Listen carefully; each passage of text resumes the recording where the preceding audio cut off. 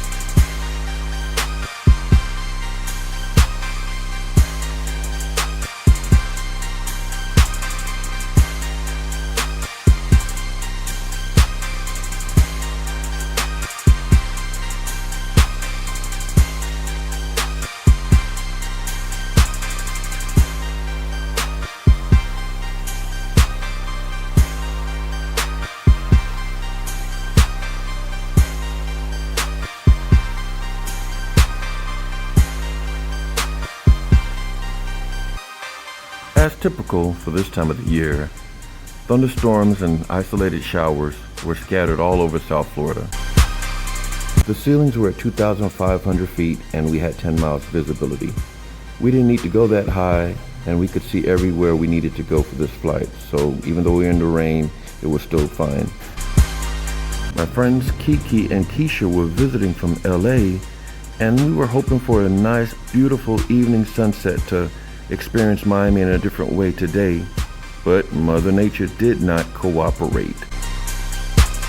But this still turned out to be a great experience for them. Remember, it doesn't rain in LA, so even though the climates are similar with being coastal cities, we were able to fly in the rain and they got the experience of rain and aviation.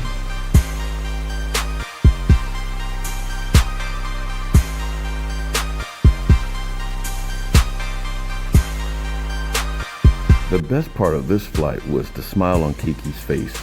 She couldn't believe that I actually let her take the controls of the airplane. It was priceless.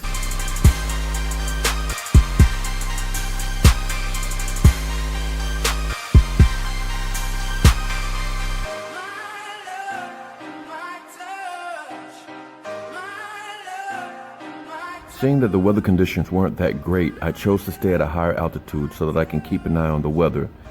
Stuff that was going on to the left of us, to the right of us, and in front of us. Being at a higher altitude gave me a better vantage point as to what the weather was doing.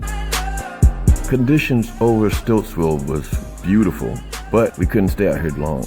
I could see the weather moving westward towards Opelika. We had to leave now.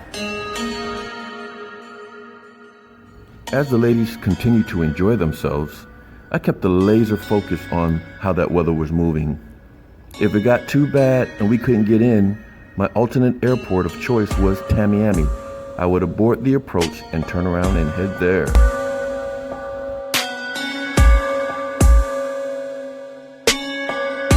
As for now, conditions were still great. The ride was smooth, there was no rain on this side of the intercoastal, and the views were great.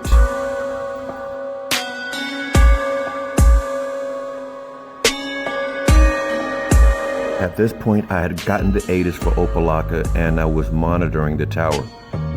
Other pilots were reporting their conditions as they landed, and I was basing my decision to continue on what they were saying.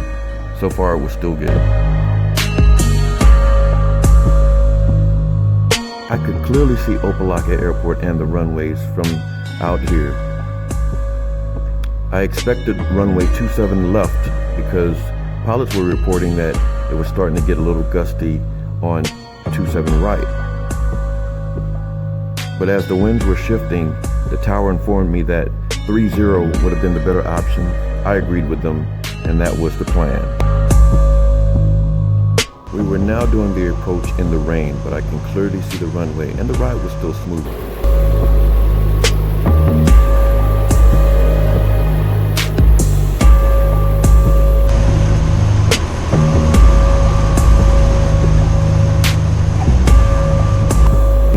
In the rain when when the wheels touched down, but you could see on the other end of the runway the heavier showers.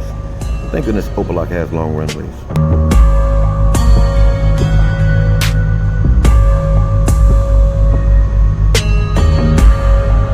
It was a heavy downpour by the time I was pulling up to the FBO. When it's storming like this, the line crew are not allowed to come out, so I taxied right up to the door so that my passengers can get out without getting too wet.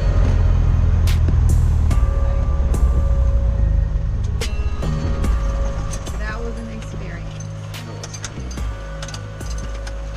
Saw some sights out here. Yep. And we made it back alive.